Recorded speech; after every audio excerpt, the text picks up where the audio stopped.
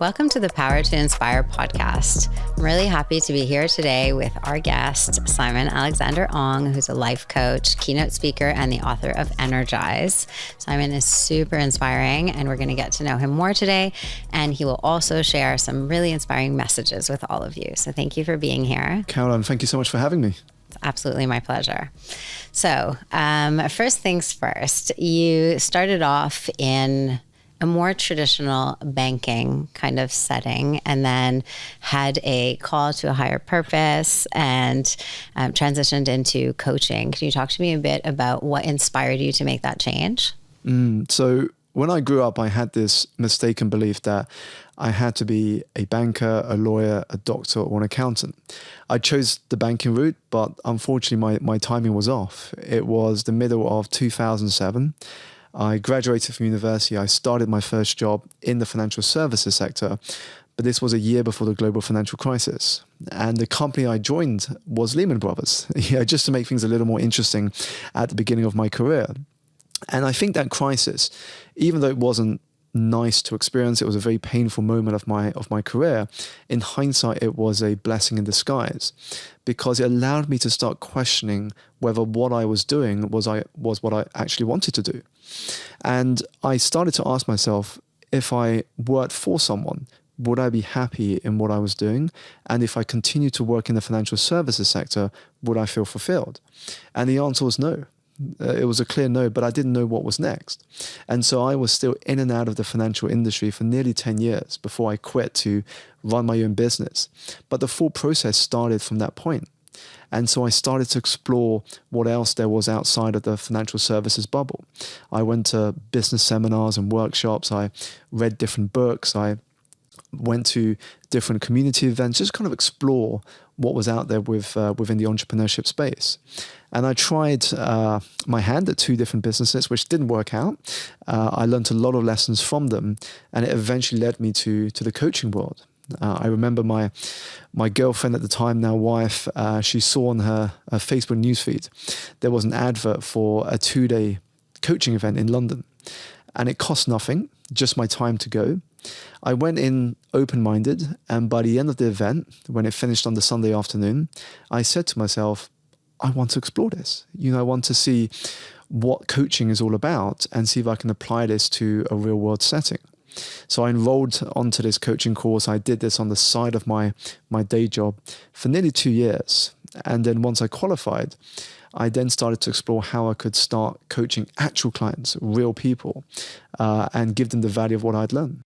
That's so cool. I often think about life as a scavenger hunt where you're like given clues, and like part of what you're meant to do is just explore what feels right, what doesn't. And then serendipitous things will come up, like a post like that. And then you just immerse yourself into it. And one thing will inevitably lead to the next, right? Yeah. Yeah.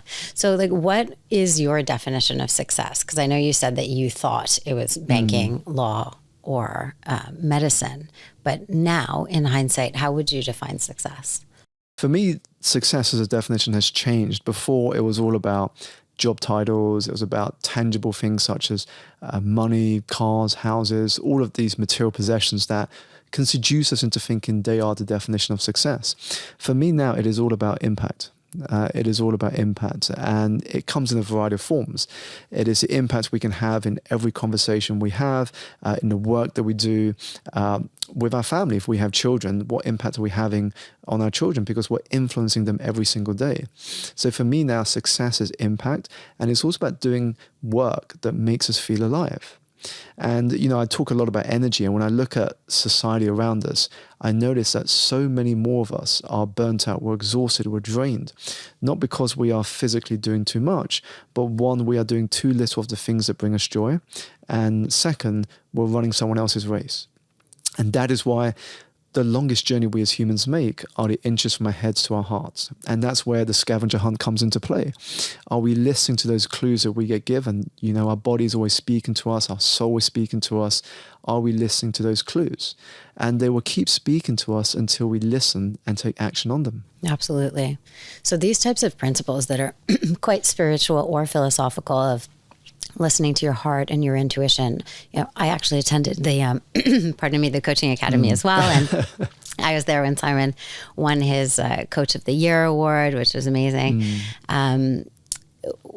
They didn't really teach you that in coaching. Like, they teach you how to coach someone, but these type of deeper kind of principles that ground your work, where did you learn those, and how did you expand on them? Definitely. I think when I look at a business, so I'm going to use coaching as an example. I think being a good coach is only 50% of the game. The other 50% is understanding how to develop a business. And they're two very different skill sets. You can be a great coach, but if you don't know how to develop a business, you have a hobby. And it's the same in any line of business. Right. So when it comes to business development, that's where a lot of the soft skills come into play. And I grew up a very stereotypical Asian. I was very introverted. I didn't want to put myself at the front of the class. I didn't feel like getting involved. I preferred to do well at school, but keep quiet. But when you start a business, you cannot keep quiet. Who's going to shout about the work that you do if it's not you? Yeah. And so when it came to developing my business, I realized that there were always two sales that occur. The second is selling you to others, and the first is selling you to you. And so I had to go through that experience of believing in myself, but seeing myself as someone who could achieve what I wanted to achieve. Right. And that's literally the first step. If you cannot see yourself as somebody that can achieve some of your biggest goals and dreams in life, how are you going to put all the things into action, the strategies, the tips, the hacks? Yeah. You can't, because you're not going to go into them with commitment. You're going to go into them with interest. And interest is non-committal. Right. Great if it happens, but hey, I've always got time to figure it out after if it doesn't. And it's not the sort of attitude that's going to result in significant progress. So for me, there was lots of internal work that I had to do with myself. That first step was identity management, understanding who I was and what I wanted to achieve. And then second, it was understanding the changes that I had to make in order to make that possible. Okay. Well, I mean, that's just phenomenal, because I'm sure so many people can relate to that feeling, like whether you're, first of all, a shy person, which there's so many. I actually used to be really shy growing up. And then how you make that leap to this level of self-belief that allows you to do, for instance, what you're doing, where you're speaking at conferences all over the world. Yeah. You know, what type of advice would you give someone on that inner work? I think the first place to begin is to focus on what you have achieved. Now, it's easier said than done, because when we are in the journey of personal development or personal growth, we're so focused on how much further we have to go. We have this goal, we have this dream in the distance, and we think, you know what, there is so much more that I've got to do. I wish I can get here, I wish I can get there. I need to get more resources, I need more time. But we can quickly forget how far we have come. And so we've got to look at, well, how did we get to where we are today? What has been in our favor? What are the advantages that we have that we can start to double down on? And we all have advantages. They will be different, and that is what makes us unique. But how can you tap into those advantages so that you can approach that journey in a way that is unique to you? And I think second is environment. You know, if you are in an environment where the energy is negative, where people doubt you, where they bring you down, where they say you can't do something, or why are you even thinking about it, then what happens is that you are going to feel that energy yourself. You are even going to begin questioning whether doing what it takes to get where you want to be is worth it. But if you shift your environment and energy to something that is positive and supporting, guess what? Not only is it going to amplify your vision, but it is going to make you see things as possible. You're going to move to I can't to how can I? And it's a mindset shift that we all have to go through. You know, you don't wake up one morning and say, I can do it, I have everything I need. It's a process, it's a journey. And I think environment is so important in that journey to get there.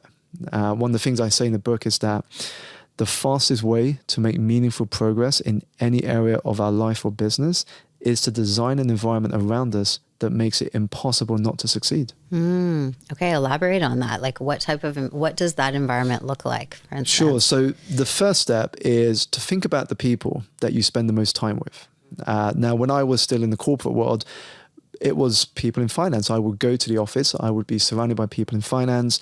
When I finished, I would go drinking with people in finance. And on weekends, I would be spending my social life with people who worked in finance. So I was in pretty much a bubble, and I didn't know what else there was outside of that. So when I talk about shifting my environment, I imagined what I wanted to achieve. And I began spending more of my time with entrepreneurs, with creators, with business owners. So that was the first thing I did. Now, environment goes beyond that. It is also what you read, who you listen to, what you watch on television, who you follow on social media, even your physical spaces. All of these things contribute to the development of your mindset. I remember working with a coaching client, and he said he didn't find much motivation to plan his week ahead. And I said to him, tell me, where do you plan your week? And he said, typically on the kitchen table of my home. And I go, well, next week when you do this same activity, choose a place that inspires you. Go there and plan and take as long as you need and just notice what you notice. So he goes to the lobby of the Ritz Hotel. He orders a cup of tea and he sits with his notepad and pen. He starts scribing the ideas he has for the week ahead, how he will know that the week will have been a productive one. 2 hours go by and he walks out, sends me a WhatsApp message, and he says, Simon, that was incredible. Just sitting there in that environment of possibility, I was flush with ideas. I was so inspired, so motivated that I'm now going back home and I'm going to get things moving. Yeah, I love that. I think everyone does have that kind of like niggle of knowing what you could be, like when you're not achieving your full potential, and no one can tell you what that looks like. And it's just a matter, like you say, of putting yourself in that environment where you allow yourself to explore it further. You alluded to what you eat, and you also discuss that in your book. Can you tell us a bit more about, like, for instance, how that will affect your energy and ultimately self-belief and success? Sure. So one of the first places I tell people to focus on when it comes to their energy is their physical energy, simply because your health is your first wealth. You can't achieve much if you don't have that as your foundation. We came out of the COVID pandemic in the last few years, and one of the lessons we can take from that is that without your health, you can't do much else. Once you take that away, all those hopes and dreams go on hold. They go on pause. And so we must stop making our health a side hustle. We've got to prioritize it. And for me, there are 3 pillars that contribute to this. It is our sleep, it is what we are feeding our body, and it is the movement that we are getting. And if we lack any of these in terms of sufficiency, what happens is it impacts our energy. So are we getting sufficient rest? Are we moving our body on a regular basis? And are we feeding it with the right fuel so we can perform? There's a great story I share in a book about the Arsenal Football Club manager, Arsene Wenger, who moved over to manage Arsenal Football Club from Japan. He was managing a club in Japan called Grampus Nagoya. And when he first landed in London to meet with the players and the team, he noticed how bad the diet was. And he said the first thing I wanted to address was their nutrition. He joked actually with reporters. He said, if you eat sticky toffee pudding, you'll end up playing like a sticky toffee pudding. And so he wanted to change their diet. And then he wanted to address the way they rested, their schedule of training. And before long, he built a team that became known as the Invincibles, because in one season, they did not lose a single match on their route to the title. That's amazing.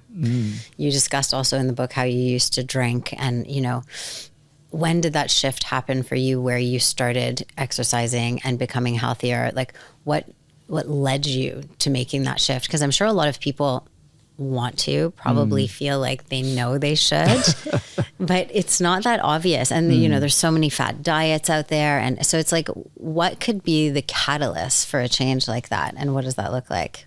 Unfortunately, sometimes we have to go through a personal event that would change the way we see our life. You know, it reprioritizes things that we knew, but for so long we've been putting to one side. And for me, it happened in the job after Lehman Brothers. So after I finished Lehman Brothers, I managed to get a job in a hedge fund, which on the outside sounds glamorous. Simon is a junior trader at a hedge fund, but the reality was starkly different. I was essentially the tea boy. I was getting people's lunches, getting their coffees and teas.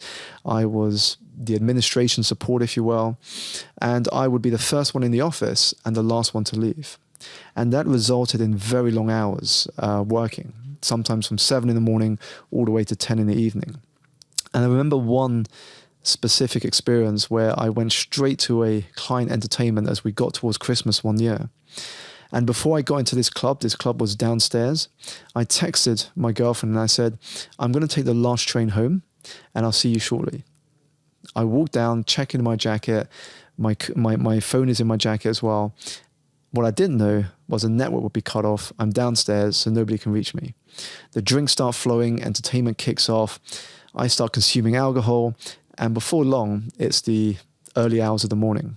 I grab my coat, I get into a taxi, I open my phone, I notice there are missing calls, there are voice messages, there are text messages from my girlfriend who thought I would be home by now, but I'm in a car, drunk, way over the limit I should have been. And I get home and we end up having a long discussion the following days about what happened that night. And it took me a while to open up to her because I'd never been that sort of person that talked openly about what was going through in my head. As a young kid growing up, as a boy, we're often told, man up, just tough it through. And I just didn't have anyone to share it with. My mum passed when I was 17, so that emotional glue in the family was lost. And I had no choice but to open up because I didn't want to sacrifice our relationship for what was going on in my life. And she very quickly learned, and I learned myself through this conversation, that I had become lost. That a career that I once imagined doing well in, so moving up the ladder in the corporate world and getting promoted, was no longer the future. And in this place specifically, it wasn't going to give me what I wanted. And just simply talking it out was very powerful because it made me realize where I was in a very brutally honest way and what had to be done to change my situation. And it was pivotal because shortly after that, I handed in my resignation. And I decided to move to a job still within finance because I didn't know much else at the time. But I wanted to move to a job in finance where the hours were much nicer. So more of a 9-to-5 job that would give me the space after work and on weekends to explore what I wanted to do with my life. Yeah. And so that was really the moment when I prioritized my physical health and made time to explore what I wanted to do going forward. Yeah. It's so interesting because I think it's so common that people go out drinking. Not that it's seen as problematic, it's seen as culturally acceptable. And substances can just mask how we truly feel. And then the power in sharing with someone who you feel safe with, whose opinion you value. And it's interesting that you say that you weren't open before that. I mean, seeing from afar your relationship with your wife seems like you're so in sync and open. So it's cool to think also that, you can get there. The beauty of opening up and being vulnerable and sharing with people. Yeah, it was such an important moment because it defined also our relationship that we can do that. And like I said, I think it was also how I was brought up. It was very focused on education, being top in whatever you do, very results driven, but not really knowing about you and what's going through your mind and how you are experiencing the world. Yes. I mean, the first time I really went through that before the financial crisis occurred was when I failed my second year of university. Mentally, I was struggling because I remember logging onto the website that one summer to check my results. My dad and the rest of the family were downstairs. They had the champagne ready, the glasses to celebrate, because naturally they expected me to do well. And I remember looking at the screen and it had 3 Fs. And I only passed one of the 4 modules. And I was sweating in that moment. I was playing scenarios in my head. What do I say to my dad? What do I say to my family when I go downstairs? How do I communicate to them that I have failed 1 year of university and I need you to help fund a reset for a family that has such high expectations? And I walked down not knowing what I wanted to say. And they knew immediately from my body language that something was amiss. And so going through that, I just shut down. I didn't share what was going in my head with anyone because I didn't feel anybody would understand. So then having this relationship with my now wife, it was a very different experience to now have someone to share it with. And she didn't try to offer me solutions and say, try this and do that. She just listened and just got curious. And I think sometimes just being curious about what's going on in someone's head can be very powerful as a way to create a path forward. And since then, I've always said to people that vulnerability is the gateway drug to connection. In fact, in a world in which we're always told, or were told, to toughen up, vulnerability does not make you any less of a leader. It simply makes you human. And many of us crave that connection. Yeah, that's amazing. So, when you talk about your family having this put pressure on you, and I think, again, that's something that often we're growing up living to please other people, probably our parents first, right? And to follow our calling sometimes takes moving away from perhaps the dreams that our family may have had for us. I mean, I can certainly relate. I went to law school very much because my parents suggested that would be a good route for me. And it takes a certain element of inner strength to pivot and decide that your path is going to be different. Now that you're a father, how do you look at, parenting and what type of pressure you'll be putting on your daughter moving forward? Well, first of all, I think parenting is one of the greatest experiences in leadership, because so much about parenting we can take into the world of leadership, i.e. we have to understand the person that we're parenting. We've got to be there when they need us. Again, it's about how we can cultivate the qualities we want to see in them, not tell them. Because one of the things I've observed is that children don't always listen to what you say, but they will always follow your actions. Nothing speaks louder than the actions that we take. So at this stage, when I think about, and Sienna's her name, so Sienna's future, I imagine that the way I would approach it is that I want her to understand what she wants, explore what she wants. I'm not going to set boundaries and say, you can only do this, this, and this is how I would judge you in terms of your success. I would say, follow your passion, follow what you're curious about. All I ask is that you work hard at it. Work hard at what you're passionate about. Because if there's anything that I've learned from my family, is that whatever you do, if you're going to succeed at something, you've got to work for it. Totally. Okay. So that's one thing that I find that interesting, because at once, sometimes you'll hear you need to put in crazy hard work to achieve success. And then on the other side, there's this whole flow state. Things are meant to feel effortless. So how do you reconcile those both kind of polarities? I think there's truth to both. Okay. I think if somebody says you don't need to work hard to be successful, I would probably get them to suggest me some examples. Because a lot of success stories that I've read, they've worked hard. I mean, worked hard, of course, in different ways, but they still worked hard nonetheless. But I think it's about how you approach the work. When we look at flow states, it's, how can I build in flow into my daily routine? So for me, as an example, when I block out time to do certain activities, I want to disconnect from distractions and just focus on the task at hand. And that's what some people might call flow state, when you're only immersed in one thing. Cal Newport, the author, would call it deep work. And so you just want to block out periods when you can focus on one thing at a time. Now, in terms of working hard, it's then understanding how to, in my case, think of things differently. So when I think about working hard, is how do I approach something differently to other people? The work hard bit comes to putting yourself out there. A lot of us will enjoy the research part, which is staying at home and going online and doing the research. But how many of us enjoy showing up in the world, doing things in public, allowing people to see your journey, what you're up to, what you're doing, the things you're getting wrong, the things you're getting right? Because when we do things in public, we're inviting people into our story.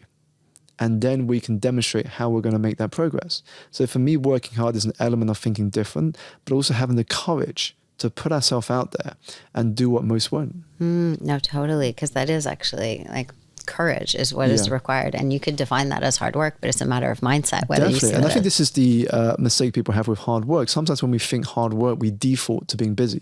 Right. And so when somebody says, this person's worked very hard, we can immediately think it's because they've put in a lot of hours. But as I say to people, it's not how many hours you're putting in, it's what you're putting into each hour of time. Because I can put in 8 hours of my day to a particular task. But if I've only really worked hard in one of those hours, the rest is procrastination. Right. So it's really about what we're putting into the hours, not how many hours total we're working.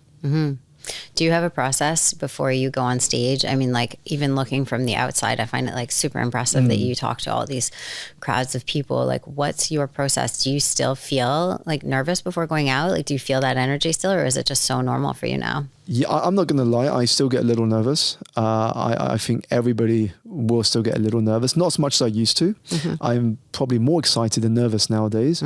But I think whenever we do something for the first time, there's always going to be an element of some nerves. But once I get into my flow, once I get into the first few minutes, the experience just takes over. In fact, I think now the bigger the audience, the more comfortable I am, because I can then look at sections of the crowd rather than individual faces, which would be the case if it was a smaller audience. Yeah, isn't that interesting? Yeah, that's great, right? And then, so you talk also about having a vision. You talked about impact. So can you flesh out the concept of vision and what that means to you? Yeah, sure. So my concept of vision is really about legacy. And this is different to goals. So I went through a period of my life where, and this is the same for a lot of us, that I focused my energy on what I call career virtues. So career virtues are things such as the company you work for, the title you hold, the salary you have.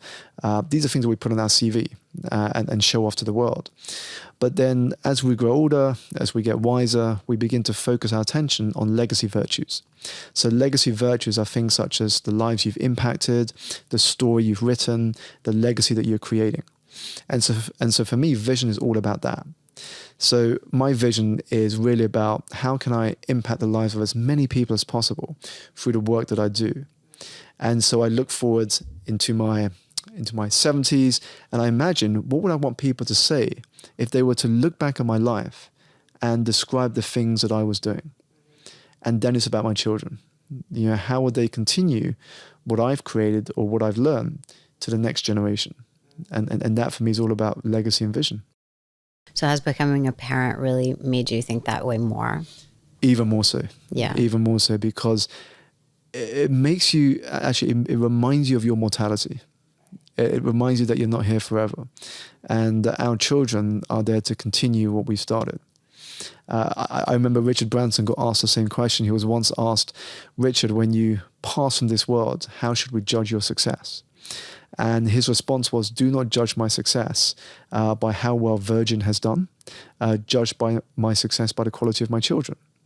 And for me, that is part of a personal vision. Now, that vision may evolve as I move forward, but I think that's also the exciting part of it, is that life is unknown. At any point, life can change for the better. Life can throw a curveball. It can also open up a ocean of new possibilities. And that's, for me, what keeps things exciting. A vision is not fixed. It can evolve. Unlike a goal, which is fixed, you can measure it, you can time bound it. Goals are stepping stones to a vision. I love that, how the vision evolves. That's absolutely true, right? What do you do in your free time to energize yourself other than work, like for fun? Yeah, for me, I love working out. I love having an active lifestyle. So whether it's swimming, cycling, being in the gym, going to a fitness class, I love the benefits of keeping a healthy lifestyle. Were you always like that? Not always. Not until, funny enough, not until a year before my wife and I got married. Okay. Because up until then, it was just, we did it from time to time, but it was never consistent. And then once we were engaged and we started to get the plans for the wedding together, I ordered my tailored suit. She ordered her tailored dress. We said to ourselves, well, now we've got the dresses and the suit tailored. We cannot put on much more weight, but we can lose weight because you can still fit into the garments.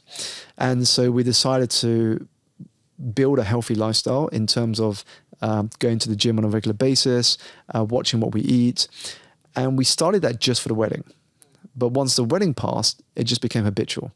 It just became part of our lifestyle.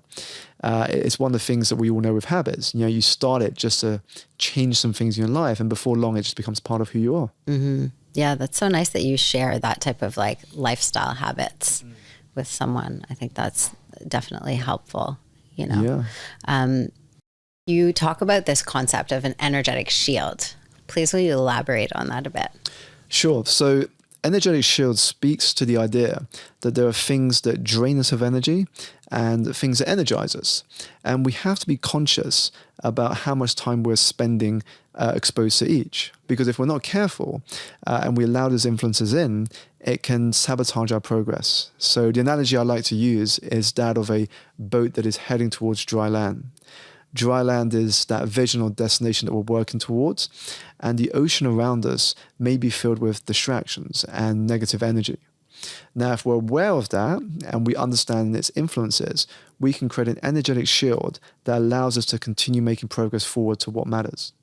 However, the moment we allow that to creep in and we let that water come into our boat, we stop making the progress we want because things can feel heavy. And we have that sinking feeling that we're not making the progress we want. And so this is why energetic shields are so important. If we don't have them, other people will establish them for us. And so one of the steps that I get people to do is to put down on paper 2 lists. In one column, the things that energize you. In the second column, the things that drain you. First of all, how much of your time are you spending in each?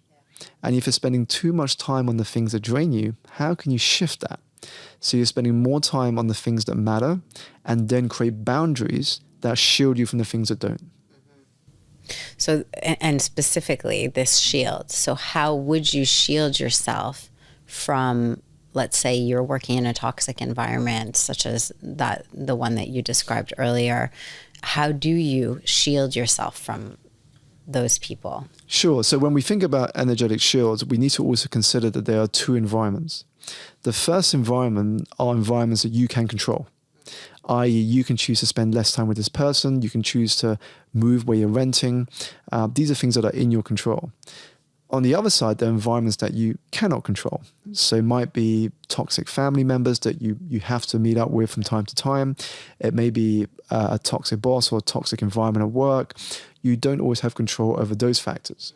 So once you're aware of that, the way that we create some energetic shields is actually by diluting its impact. Because the best thing we can do in that moment is to dilute its impact. And we dilute that by exposing our mind to more of the positive stuff. And that dilutes the impact that the negative energy things have. And then we can focus our attention on what am I going to do that can move me away from that towards something that is better for me. And that's where we create the energetic shield, so we can channel our energy into something productive rather than leak it away by going around in circles in our head, complaining about something we just can't control. Yeah. So it's really about moving us from something that's stopping us making progress to actually thinking more productively. Mm-hmm, mm-hmm.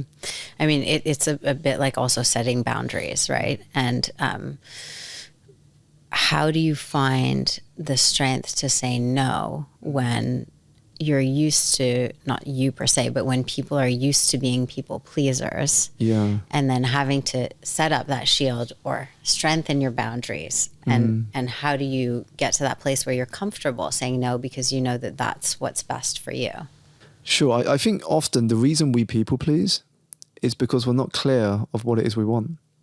And so we say yes to everything. But I think once we're clear on what we actually want to achieve, we also become clear on whether a yes or no is aligned to our purpose. If I say yes to this, will this actually help me move forward towards where I want to be? If not, I can now decline it. But if you don't have that visibility, you're just going to say yes to everything. So the first step is getting clear on where you want to go. And then you can evaluate whether what you say yes to is actually important. Because every time you say yes to something, you're also saying no to something else. And so we've got to understand, is what we're saying no to really what we want to say no to? Right. And then once you're clear on that, it's then how do I communicate that boundary to someone else? Because unless you communicate it, again, they are going to create the boundary for you. And I think we can always do it in a nice way. We tend to think, if I just say no, how would they feel? Would they feel like I don't want to be involved? Are they going to think negative about me? I think we get so caught up in those scenarios, but really it's just about being grateful for the fact they asked, expressing it in a very kind way, in a way they can't get upset about it. If I were to say to someone, thank you so much for considering me for this opportunity, while I would like to be involved, unfortunately it has to be a no for now, but thank you so much for the opportunity. And I'm looking forward to exploring other stuff in the future. Yeah. So if we say in a very kind and thankful way, what negative is there for them to think about? Absolutely. No, that's such good advice. When you say having clarity on your purpose so that you can understand whether or not opportunities or experiences are aligned with it, do you write your purpose down? I think people struggle a bit with the concept of purpose. Yeah. It sounds a bit intimidating, like it has to be this huge, lofty purpose to change the world. But how do you view purpose? And would you recommend that people actually write that down as their guiding light? Yeah, it is. Purpose is heavy. Purpose can be overwhelming. And so I often share with people not to focus on purpose first. When we think about purpose, it can stop us making the first step. So somebody might think, well, I'm not going to take that first step towards what I want to do because I don't really know what my purpose is yet. And so we can use it as an excuse not to take action. But actually what we want to do is ask ourselves something softer, which is, what am I most curious about right now? And it's a lot softer because there's lots of things that we're curious about. So we jot all those things down and then we say, okay, of all the things I've put onto paper, what is the one thing that interests me the most right now that I would love to explore? And then you go explore that. Now, it might not work out in the same way the first 2 businesses I tried did not work out. And you say, great, so what have I learned? What's the next thing I want to explore? And eventually you arrive at ideas of what your purpose is. And it doesn't happen overnight unless you are in a Hollywood film. It does not happen overnight where you wake up one morning and go, yes, I know exactly what I want to do for the rest of my life. You have to explore. You have to follow the clues. And then eventually you have that eureka moment and you'll say, this is exactly what I'm meant to do. And I want to build my life and my career around this. And this is exactly how I arrived at what I get to do today. That's so good. So, and I totally get that. And that's awesome. We do live in a material world where people have to make money as well, right? And you do touch on money in your book too. So maybe, talk to us a bit about how you then view money when that's no longer your metric for success, but it's also something that you do want to attract into your life. How do you approach that? Well, I think it's very similar with clarity of vision in a way, in the sense that money is only fuel. It's like driving a car. Your car is your vehicle. Now, you've got to know the destination you want to get to know how much fuel to put into the car. Otherwise, you don't know. It's the same with money. Money to get where? Money's only fuel. So if you're looking to grow a startup business, you're going to know how much money you need to get that up and running. When you're looking to fundraise, you're going to know how much money you need in order to fund your activities.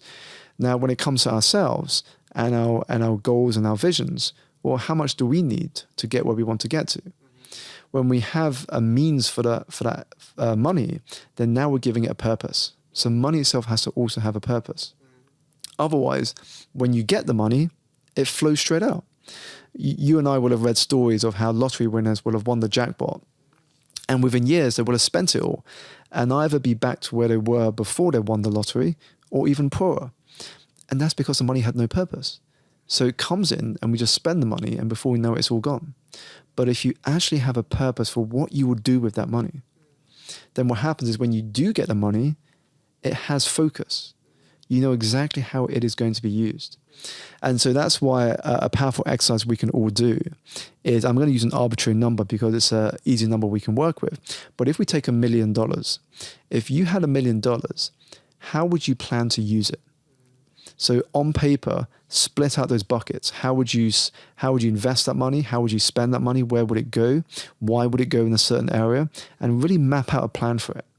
Because the clearer you are as to what you are going to do with the money when you get it, when it does eventually arrive, it's got purpose and you have a discipline around how to push that into where it's needed. Mm-hmm. I think people also have, like, from past conditioning, ideas of whether or not they're able to attract money, like largely based on how they were raised probably. How do people overcome that type of conditioning? It's a good question because mindset plays a big role in that. So one question I remember asking in the workshop was, how many of you want to earn a lot of money? Now, of course, everybody's hand naturally goes up. Now, the next question I asked them, and I started writing on a flip chart, I said, what comes to mind when you think about rich people? And we end up writing down lots of different adjectives and words that were coming from the audience, things such as successful, lucky, spoil, all these different words that were coming up. And I divided the words into positive and negative words. And I said to the audience that contributed to negative words, so let me get this straight. You want to earn a lot of money, but yet you think of rich people to be these words that you shared with me. So there's a disconnect here. You want to earn money, but you don't like the person that you may become if you earn the money. Interesting. And so the mindset plays a huge role in that. And then it's really understanding what you really want, because we think it's money we want. It's not. It's the lifestyle. It's the choices. It's the opportunity. And so when we break it down, the real way to make money and wealth is about being a person of value. Because when you come into this world with value, no matter what it is, whether it's a product, a service, or an idea, money will hunt you down. If you can offer value to the marketplace will reward you. And so we've got to shift that way of thinking. Yeah. It's that leap of faith. Yeah, that's really interesting. I think people do carry like an emotional kind of relationship with money based on their upbringing, most likely, how they're conditioned to think about money. How do you help people shift in that mindset that might be blocking them in a scarcity? But the mindset is so crucial to making a healthier relationship with money. You know, in one workshop I ran, I remember asking the audience, how many of you want to earn a lot of money? And everybody raised their hand, of course. Who doesn't want more money? But the next question I asked them, and I brought a flip chart out, is I said to the audience, what do you think about rich people?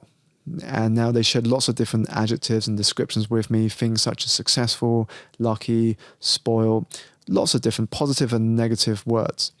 And I then turned to the audience after they shared those with me. And I said, to those of you who shared negative words about rich people, what does that tell you? Because on the one hand, you want to earn lots of money, but on the other hand, you think negatively of rich people. So there's a huge disconnect here. And I think it's addressing that first and really understanding that what we really want is not money. Money is good to have, but we want what it brings us, which is opportunities, which is a lifestyle. And when I look at successful individuals, organizations, and communities, what happens is that when they make lots of money, it's because they've come from a place of value. In fact, my mentor, Bob Berg, once said it beautifully. He said, money is an echo of value. The more value that you can bring to the market, whether it's for a product, an idea, or service, the more money will hunt you down. Amazing. You just talked about your mentor. What role does mentorship play in your life? I think we all could do with mentors because we only see the world one way. There is no one reality. We all live in customized realities, i.e. we live in the feeling of our thinking moment to moment. And I think where mentors can be so helpful is in challenging the way we think, because sometimes we forget that there is different perspectives to what we're going through at any point in our journey. And also their mentors have often been where you are, so they're ahead of you in the game. And so they can kind of see things that you can't, your blind spots, if you will. And so to get that input, to get that insight can have a profound impact on your growth, because then you think to yourself, actually, I didn't see it that way. I'm going to give that a try and see what's going to open up when I put it into action. Okay, I'm curious about your attire because you have this signature look. I'm really into fashion, and it's just something that interests me. So how did you decide to put your outfit together? It was really by accident, actually, because I was seduced by this idea of minimalism, and I wanted to live a more minimal lifestyle. So I kept only the things that were essential, and my home is very tidy, it's very organized. And I looked at my clothing cupboard and I thought it was a mess. And I wanted to just condense what I wore. And I just started wearing black t-shirt with jeans and trainers. And before long, that was my signature attire. I remember when I was speaking at Twickenham Stadium, O2 Business had invited me to speak at this event. And backstage, there was me and 3 other speakers. And one of them came up to me. And one of the speakers said to me, Simon, thank you so much for helping me win a £50 bet. And I was like, what was the bet? And he said, well, I bet my colleague that there would be a Chinese guy coming onto stage with black t-shirt and jeans, unlike everyone else who were dressed in suits and ties. And he said, you helped me win a bet. And I was like, well, thank you so much for following me on social media. Yeah, exactly. And so I just kind of stuck with it. It just meant I could take away that decision every day. I opened my drawer. Well, which black t-shirt do I wear? It's a red watch, it's a red gazelles and jeans. And so it meant I could save so much more time for the bigger decisions rather than thinking about the trivial things such as what I was going to wear. Yeah. It's obviously a thing. I've heard people talk about Obama. Apparently they didn't let him choose what he was wearing because they didn't want to take up more brain space. So I guess it's a similar one. Yeah, just kind of keep your focus on what matters there. What would a message be to your younger self? Message to my younger self. Ooh, lots of things come to mind, but if I had to give just one, it would be listen to your heart. It may not always take you to where you want to be, but it will always lead you to where you need to be. And to embrace your uniqueness, because it is easy to fit in, but it takes courage to stand out and be who you were meant to be. Amazing. That's a great place to end. Thank you so much for that inspiring message. Thank you for having me, Caroline. Thank you. It's been such a pleasure. I really appreciate it.